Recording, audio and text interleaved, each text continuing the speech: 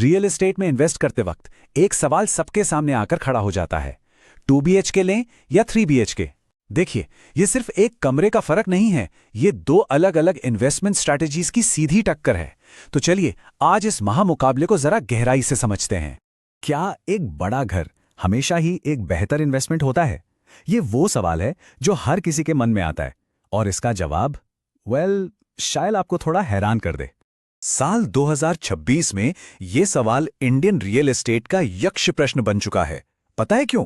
क्योंकि hybrid work models जैसे बड़े बदलावों की वजह से पुराने सारे नियम अब लागू नहीं होते और इस सवाल का जवाब पूरी तरह से बदल गया है। तो चलिए रिंग में उतरते हैं और शुरू करते हैं पहला राउंड, द मनी गेम। इसमें हम देखेंगे कि लागत और किराए से होने वाली आमदनी के मामले में कौन किस पर भारी पड़ता है। तो एक कोने में है 2 BHK, हमारा फुर्तीला दावेदार। इसमें शुरुआती लागत कम है तो जाहिर है रिस्क भी कम है। और दूसरे कोने में है 3 BHK, हमारा हैवीवेट चैंपियन, जिसे खरीदने के लिए ज्यादा बड़ी पूंजी की जरूरत पड़ती है। लेकिन कहानी में एक ट्विस्ट है। जब बात रेंटल यील्ड की आती है, यानी किराए से होने वाले मुनाफे की, तो ये फुर्तीला दावेदार अपने वजन से कई ज्यादा जोरदार पंच मारता है। फ्लैट स्कार्ट एनालिसिस के मुताबिक बड़े शहरों में एक 2 BHK पर औसतन 3.5% का सालाना रेंटल यील्ड मिलता है। अब ये परसेंटेज के मामले में अक्सर 3 BHK से बेहतर होता है। क्यों? क्योंकि कम इन्वेस्टमेंट पर अच्छा किराया मिलना ज्यादा आसान होता है। चलिए अब आगे बढ़ते हैं राउंड 2 पर, द लॉन्ग हॉल। यहां हम फौरन मिलने वाले रिटर्न की बात नहीं करेंगे, बल्कि लॉन्ग टर्म वैल्यू ग्रोथ यानी कैपिटल एप्रिसिएशन पर फोकस करेंगे।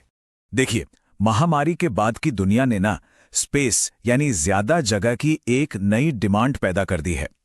वर्क फ्रॉम होम और हाइब्रिड मॉडल्स ने बड़े घरों को पहले से कहीं ज्यादा डिजायरेबल बना दिया है। फ्लैट स्कार्ट की 2025-26 की रिपोर्ट भी यही कहानी बताती है।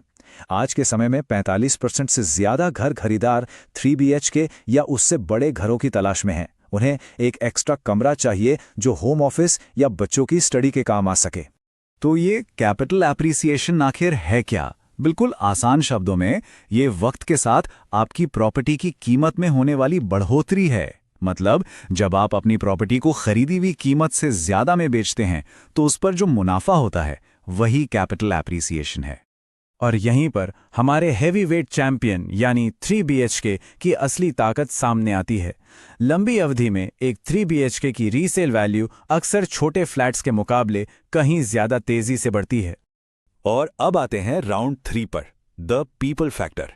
यहां हम ये देखेंगे कि दोनों तरह की प्रॉपर्टीज किस तरह के किराएदारों को अपनी ओर खींचती हैं और इसका आपके इन्वेस्टमेंट की स्टेबिलिटी पर क्या असर पड़ता है। 2 BHK में ज्यादातर बैचलर्स या यंग कपल्स रहते हैं। ये लोग नौकरी या शहर बदलने की वजह से जल्दी जल्दी घर बदलते हैं।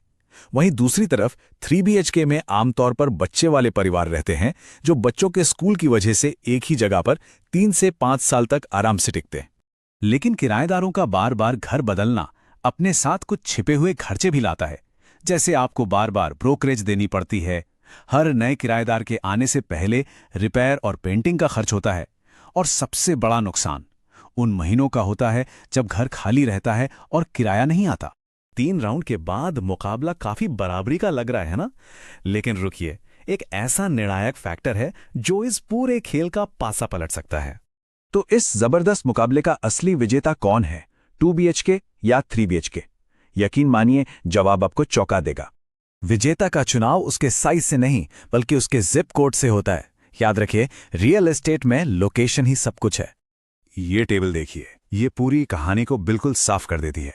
अगर आपकी प्रॉपर्टी किसी IT हब या कमर्शियल जोन के पास है तो 2 BHK एक रेंटल गोल्ड माइन है जो प्रोफेशनल्स को खींचेगा। लेकिन अगर ये किसी ऐसे सब अर्बन इलाके में है जहां अच्छे स्कूल और पार्क हैं तो 3 BHK परिवारों के लिए एक लॉन्ग टर्म बेट है। तो असली सवाल ये नहीं है कि कौन बेहतर है, असली सवाल ये है कि आपके इन्वेस्टमेंट गोल्स के लिए सही मैच कौन सा है। अपना परफेक्ट मैच खोजने के लिए बस ये 4 सिंपल स्टेप्स फॉलो करें। पहला, अपना लक्ष्य तय करें। क्या आपको तुरंत कैश फ्लो चाहिए या लॉन्ग टर्म ग्रोथ? दूसरा, अपनी पूंजी का आकलन करें। तीसरा, अपनी लोकेशन को समझें। और फिर आखिर में अपना फाइटर चुनें, 2 BHK या 3 BHK। तो अब स्ट्रैटेजी आपके हाथ में है। सवाल यह है कि आप अपनी इन्वेस्टमेंट स्टोरी कैसे लिखेंगे।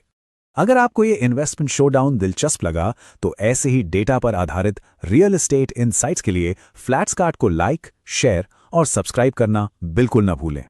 डिस्क्लेमर: यहां दिए गए विचार रियल टाइम फ्लैट्सकार्ट डेटा पर आधारित हैं और बाजार की बदलती स्थितियों के साथ इनमें बदलाव आ सकता है।